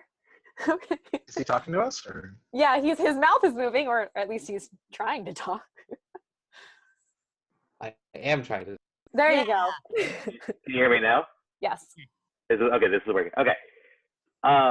When I started, I mean, we started our Patreon only a couple of years ago. I was under the impression that the $2 tier was like the baseline, and that should be your early access tier. And I think $2 is a very good value. I do think you get gouged so much on that $1. And Cap, maybe for you, maybe the test should be like, even if it's really easy to fulfill all the $1 tier stuff, I mean, including early release, maybe move some of that. Maybe the early release is the thing you move too. Maybe move that to the $2 tier. And I know you've had a lot of supporters that may have been with you the entire last decade, but things go up in price all the time, right? I mean, as consumers. So I think if you approach it from that honest, transparent angle, yeah, you may lose a few people, but I bet you gain a lot more $2 that would move up rather than drop altogether or even stay at the $1. And I think that it's just a smart business move. Yeah, well, having cold hard numbers to back it up in terms of the loss of the transaction fee and all that, that's valid and unignorable. Yeah. And I'd like to think that people realize that, well, if I'm not really giving them what I'm saying I'm giving them, so this is what I got to do. Otherwise, it doesn't, it's negligible. Yeah. Well, Patreon's a good testing ground too, and I think if you move things and it can backfire, like in a couple of weeks, you can always move things back. I mean, I think that's the beauty of it. So maybe just take a few things, see if like people will want to move up there, like what's going to move them up to that $2 or beyond. Yeah, that makes sense. Yeah. Okay. I mean, this can also be a conversation you can have with your patrons. Yes. Yeah. It should be. You shouldn't do this without telling your patrons. That's true. Yeah. But I've also had a lot of issues with like I think as you mentioned it, Scooter, is that like they're there, but they don't say much, if ever. I don't get any responses really. But yeah, they're so hands off. They're just do what you got to do, folks. And I'm like, shit, please give me some input. Yeah, even on social media, I get people that are like, "Oh, we love what you're doing," but I'm like, "But I'm asking questions. This is not right." Yeah.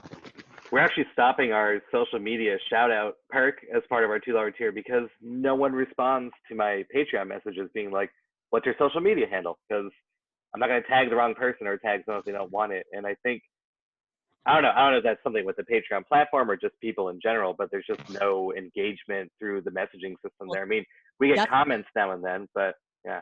Definitely people in general. We've actually, over the years, axed the vast majority of tiers that have any kind of like social interaction facet at all. We were giving people all kinds of like things, and they just weren't using them. They just want to help, which is amazing. But at the same time, we get so excited about, oh, we're going to do this, and we're going to do this, and we want to get their attention, and it doesn't matter. They just want to be there, which is cool. But then also, then we're like wringing our hands. So like, we're gonna hurt their feelings. We're gonna take advantage of them. Like they just don't care. Yeah, I get the feeling that a lot of people that support us, we don't have a whole lot of supporters, but the people that do, it's really because they want to make sure that we can continue doing our thing. Yeah. They don't even really log on to Patreon. They just kind of like look at their credit card bill and go, "Oh, okay," and that's kind of it. Yeah. Well, Sarah Warner ran a poll from her Girl in Space Twitter account, I don't know, like maybe a few weeks ago or a month ago, just saying like, patrons, why do you support people on Patreon? And I think like over 200 people got in the poll, and by far it was just like, I want to support the creators. Like I think in third place was I want perks. I'm not saying that's an excuse for us like not fulfill our perks, but I do think most of our supporters are just there because they like us. Yeah. Well, hey, it's if we can acknowledge that, it's less sleep we have to lose over it. Yeah. We lose our sleep. So I think it was interesting when they were showing the graph earlier, because I've seen that graph before, because I did the Creator University or Creator Academy for Patreon, And they had all of that data, but one of the things that they didn't really include in the data was the fact that almost every single tier comes with just that thank you. Like, then that thank you wasn't included. It's like, oh, people want exclusive content, they want early access, but they also want that thank you. They want that, even if it's not a public recognition, they know, oh, I like that creator, I make that creator possible. And I mean, yeah, like you said, you don't lose sleep over that. You just feel amazing. Like, yes, Yeah. I create, you helped, awesome.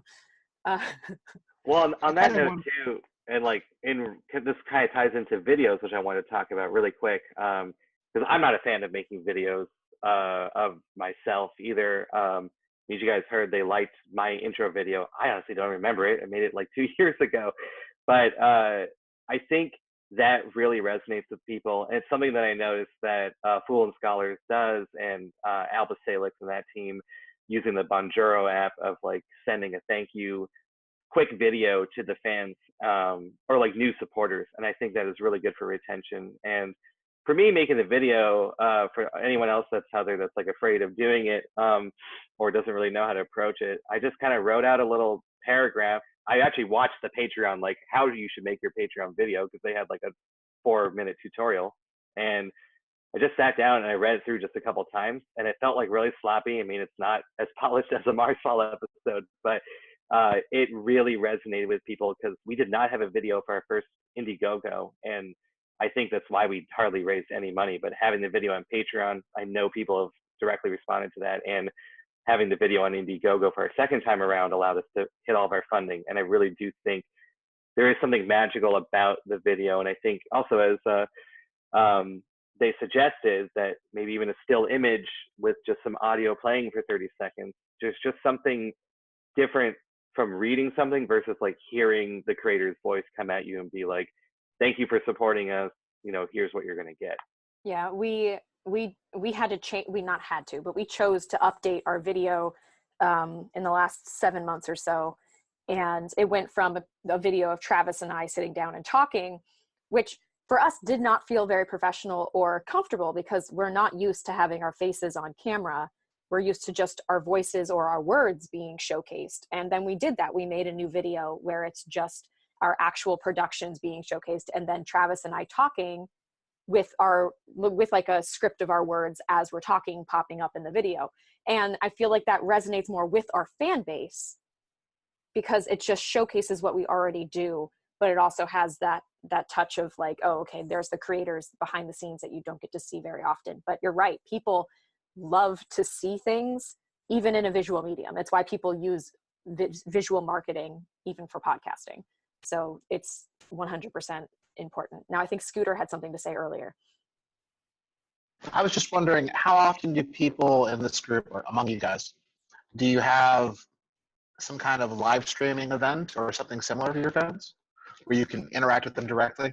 I've been down that road a lot for, I think, like over 40 months through Patreon. We had Patreon Hangouts, and first it was at a $20 level, and then we moved down to 10 to just get more interaction with people. And it was a chosen few. They were there simply because we were offering it, not because they necessarily wanted it. It was something that was a huge hassle for us, and they didn't care. Like, again, like, so now it's just a weird little perk that we have. Hey, listen to all 40 plus recordings, but it's all archival.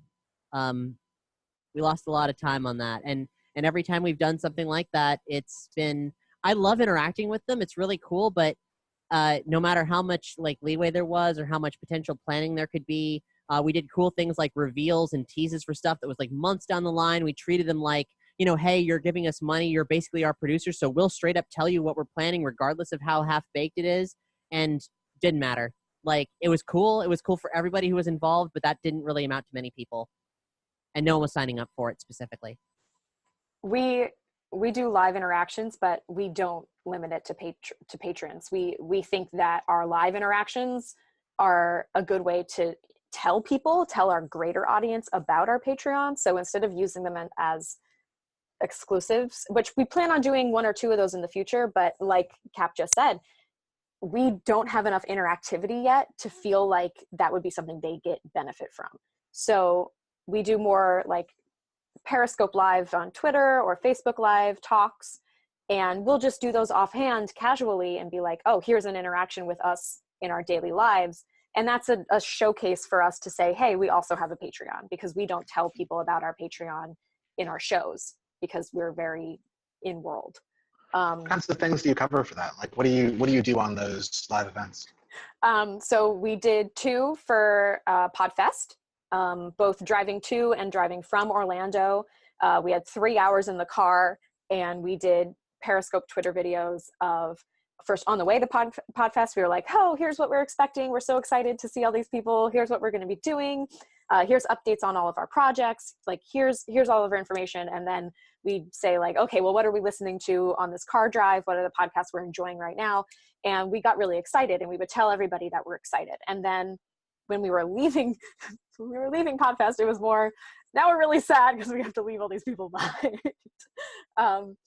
But we would say what we covered, the great conversations that we had, other people that we had met and hung out with, things that happened during the weekend, because it was all based around our podcasting community and about our shows and about what it is that we as people and creators are doing outside of just sitting on our computers and our laptops, like making everything. So it's that little glimpse behind the scenes. And Travis, who's my producer and my husband, is very charismatic. So he likes being on camera. He might not be the best at it, but he really enjoys it. So it gets people excited. And we have great interactions on Twitter. We'll have people liking and following and then tweeting questions to us and saying, if we were saying, oh, we're listening to No Sleep right now, and someone will reply with, oh, I love that one, and I love Peter Lewis's voice, and oh, are you caught up? So people really are interacting with us on Twitter, and that gives us a nice place to talk to people and also inform people that if they want to support us, they can. But making something Patreon exclusive, even with us, and we have like 250 plus patrons, right now, we don't have enough interactivity. So it would just be a really boring conversation of us talking to the camera and not enough people giving us anything to work from. So it's kind of like improv. Like, we need you people to throw things at us so that we can figure out what we're going to be saying. But yeah.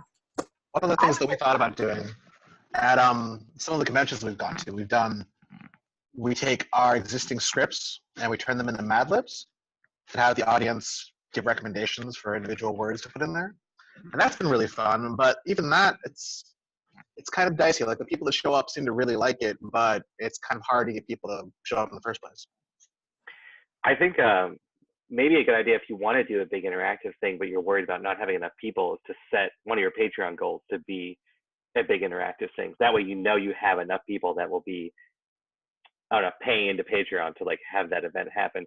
I'm just thinking, recently, Sarah Werner updated her Girl in Space to make a new goal of a movie night with X, the main character of her show.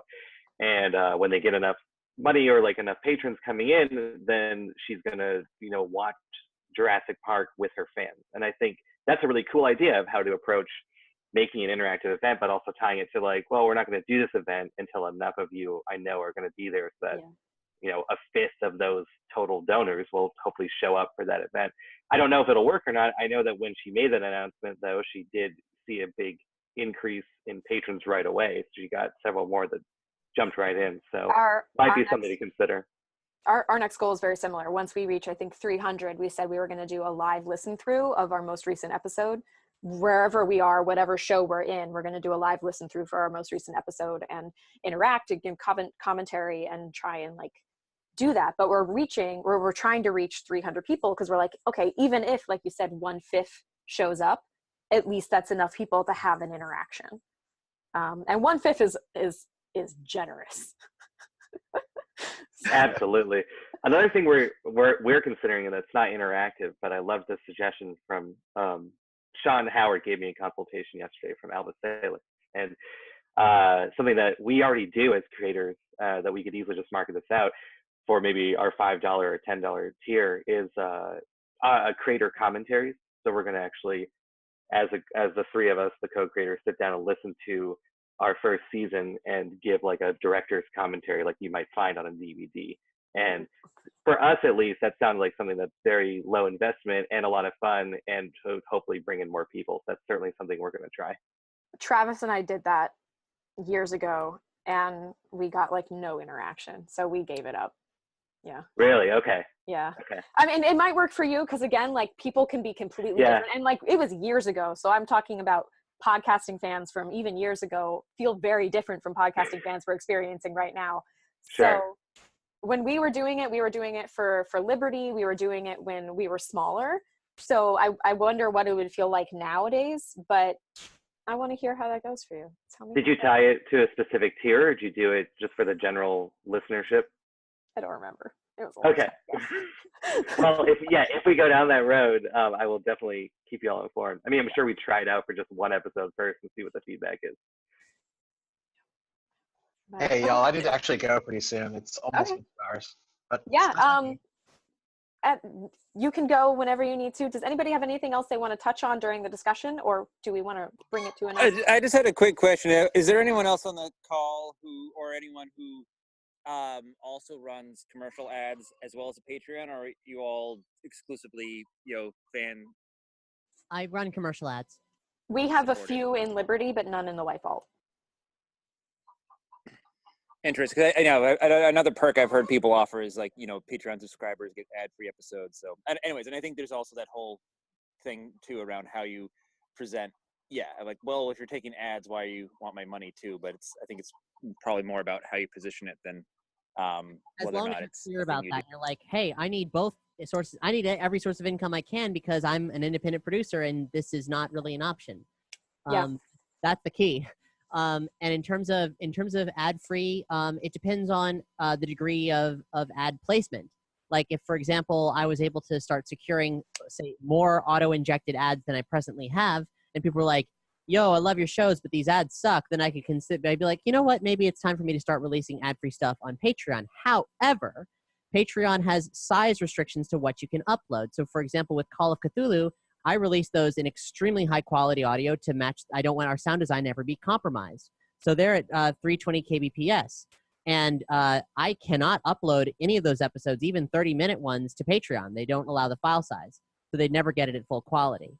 So, the other thing I've heard is that if, for example, your ads are host-read and you put your all into them and make them fun and personable, I've seen lots of large podcasts that do ad-free options or have done in the past ad-free options on Patreon, and their fans will be like, it's cool that you're offering it without ads, but I really like when you do the ads because, they're writing comedy. Just it happens to be an ad for, I don't know, a mattress company or something. There are some wonderful ads out there. Yeah, there are. Yeah, I think that depends on whether or not they're ad inserts versus like ads that are integrated into your show or not, Yeah. 'Cause it could be weird missing that 1 or 2 sentences if it's done by one of the characters. Has a limit, yeah. It just has to do with whatever you're creating. Everybody's style and everybody's formatting is going to allow for different things. And going back to what we were saying earlier, Patreon should never be your only source of income. You can diversify and make sure that there's more sustainability in what you're doing, because if you have one bad month on Patreon, you need to make sure that you can still be creating in the next month or the month down the line. So what do you all recommend for sources of income? Oh God. Well, Patreon's a good start. That's for damn sure. Yeah. Patreon running ads if you have enough of a CPM for it to really feel impactful. I know a lot of us do merchandising. We have just fun merchandise for our shows or our networks or things like that, which we don't have to physically ship out, for me at least. To that end, I recently started a partnership with or affiliate or whatever the hell they call it with TeePublic. They're integrated through Podchaser now, which is an amazing platform if you haven't explored it. Podchaser's like, they're attempting to be the IMDb of podcasts. They have like listings of like castings, so you can follow individuals across any show they've been on. Users can create lists. Shows can be rated and reviewed independently, so you can really kind of get like a sense of like a best of your show, populated by fans specifically. So it's great. And then if you claim your shows on there, you can link them to your TeePublic store, and people will then have this kind of all-in-one catch-all space, which is cool. Plus, TeePublic has like a pretty intense concierge service. Like they'll go out on a limb for you and do all kinds of stuff. They'll create graphics for you. They'll do a lot. One of the things that they do is if you have a Patreon, they'll give you a bunch of discount codes. So something we've just added to our Patreon is 10, 20, and 30% off TeePublic codes at different tiers. Yep. 100%. We also use TeePublic, and we use them. We have 3 different stores because we have multiple shows. So people can go to stores specifically for the shows that they enjoy. On top of that, never rule out the possibility that someone just wants to give you money once. So some people aren't comfortable with Patreon, but if you have a donate link on a website, some people feel comfortable being like, I just listened to the whole season and I want to give you $15, but that's it, because I don't feel comfortable with recurring membership or something. So it's always good to have something like that. Purchasable exclusive content. We've been doing that now for a little bit, and it's actually been going pretty well. So something that we released on Patreon a long time ago that our patrons still have access to, we combined it into one mega cut, and now people can buy it off of our website, and that does very well. Well, not very well. I say very well because it makes me happy, but I'm going to go with it's going okay. So that's just another income stream. How do you feel about something like Bandcamp like that, or something like that? I use Bandcamp. Yeah. Go ahead, Cap. We have original scores for a number of our shows, and we release the music on Bandcamp. And our platform for introducing that concept is that what we do earn on Bandcamp goes directly to our composers, who are always working at a special rate for us, and really could use any extra funds they can get. The sad fact is that almost no one purchases from us. Yeah, that's been our problem with Bandcamp, and no one has bought the soundtrack. However, we do offer the soundtrack to our $5 patrons, and that has driven a lot of $5 patrons for sure. Yeah. We also offer no single person has bought anything off Bandcamp. They just listen to it, their 3 free listens, and then complain in our Discord channel about why they'd have to pay for the soundtrack. And our composer loves that. So I was thinking about more for original audio content than for music specifically. Like for what Caitlin's offering on her website. I have no experience in doing that. We actually just set up a secure shop on our website to host and sell the thing that we're hosting and selling. So and that's all digital content, Caitlin? Like yeah, so that's the white TeePublic like handles. Okay. And then all of our non-patches, the patches we sell personally because we ordered them personally and we bring them to shows, but all of our t-shirts, stickers, totes, things like that, everybody can purchase it through TeePublic. And it's actually been great because they tell you how many t-shirts or something or certain designs have sold, and I'm like, there's like this many people in the world wearing a t-shirt that has my show on it, and it makes you feel real nice. But have there been any others that we haven't touched on for monetization? Oh yeah, one more thing, Scooter. I highly recommend if you are launching, a new season or something. For both of our season 1 and season 2, we did an Indiegogo fundraiser, and we found that we got a lot of donors that weren't patrons. And I think that kind of ties into what Caitlin was saying, that there are a lot of people that will do one-off donations. And we found, especially for, let's say, I don't know, the 40 or 50 plus age demographic, that using our newsletter to push our Indiegogo fundraiser brought us in a lot of money, as opposed to probably like the 30 and under demographic is really where we're getting our patrons from. So I highly recommend doing an Indiegogo or a Kickstarter. There's a lot of information. If you're going to set that up, let me know. I'd be happy to help you with it. I've helped a couple other people with that.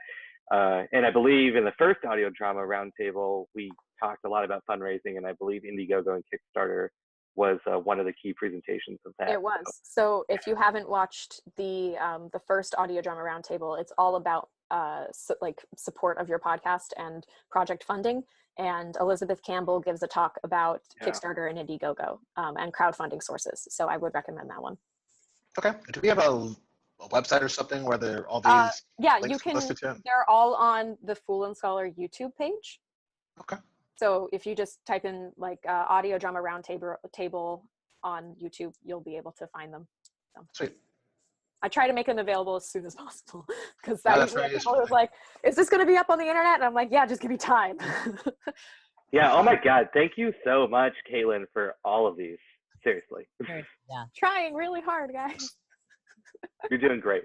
Yes. But I think we can call it here because I know for you guys it's later than it is for me, even though it's not like late in the evening like some of these are.